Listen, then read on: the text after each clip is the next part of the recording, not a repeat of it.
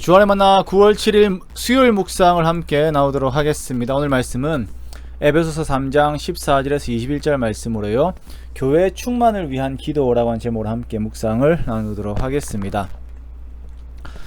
태풍이 이렇게 더 심하게 지나갔지만 그럼에도 불구하고 우리 교회에는 그렇게 큰 피해가 없어서 하나님께 참으로 감사하게 생각을 하고 있습니다.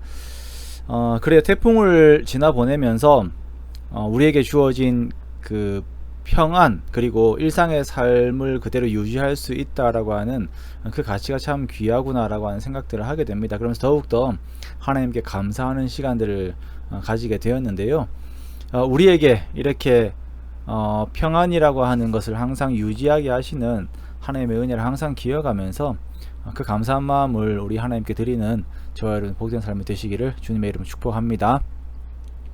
자, 오늘 본문은 에베소 교회를 위한 바울의 기도를 통하여 교회가 나아가야 하는 방향의 내용에 대하여서 함께 말씀을 하고 있습니다. 우리는 누구나가 다 신앙생활을 잘하고 싶어 합니다. 그리고 신앙생활을 잘한다라고 하는 것에 대한 구체적인 내용도 함께 가지고 싶어 합니다. 그러나 우리가 신앙생활 속에서 우리가 나아가야 하는 방향에 대해서는 조금 막연한 것도 사실이에요. 어떻게 해야 하고 어떻게 기도를 해야 될지 잘 몰라요. 그러다 보니까 우리가 기도할 때도 그 방향들에 대한 감을 잘 잡지 못하는 경우들이 많이 있지요. 오늘 에베소 교회를 위한 그 바울의 기도는 에베소 교회뿐만 아니라 우리가 나아가야 하는 신앙관에 대하여서 이렇게 말씀을 하고 있는데요. 바울은 먼저 기도를 받으시는 그 대상을 분명하게 하고 있습니다. 우리의 기도를 받으시는 대상은 하나님이십니다.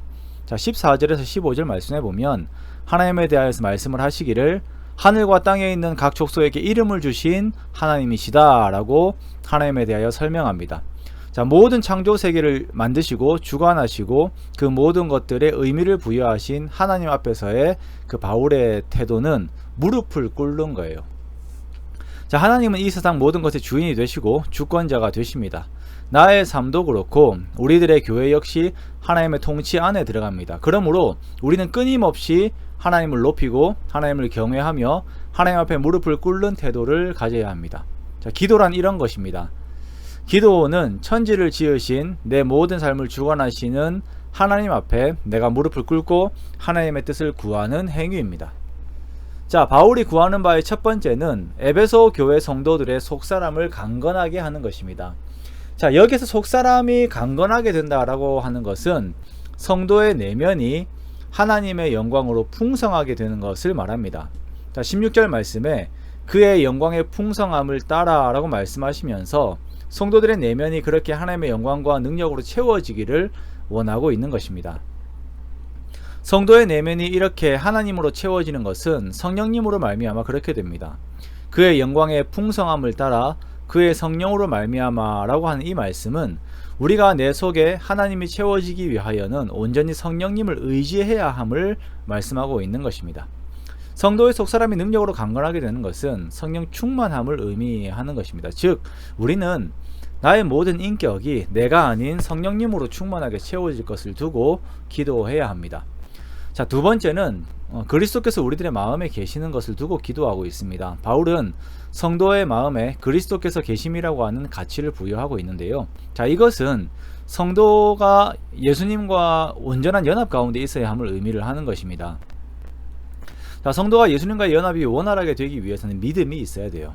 자, 믿음의 생각과 믿음의 행동은 성도로 하여금 예수 그리스도께 더욱 강하게 붙어 있게 합니다. 그리고 그러한 견고한 연합은 성도로 하여금 예수님께서 원하시는 열매를 맺게 합니다.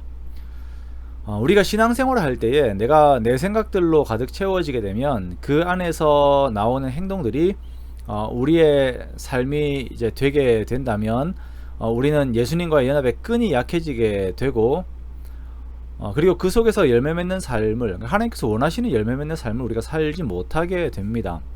자, 우리는 나의 생각들보다 하나님의 말씀을 믿는 그 믿음의 삶을 살아야 합니다.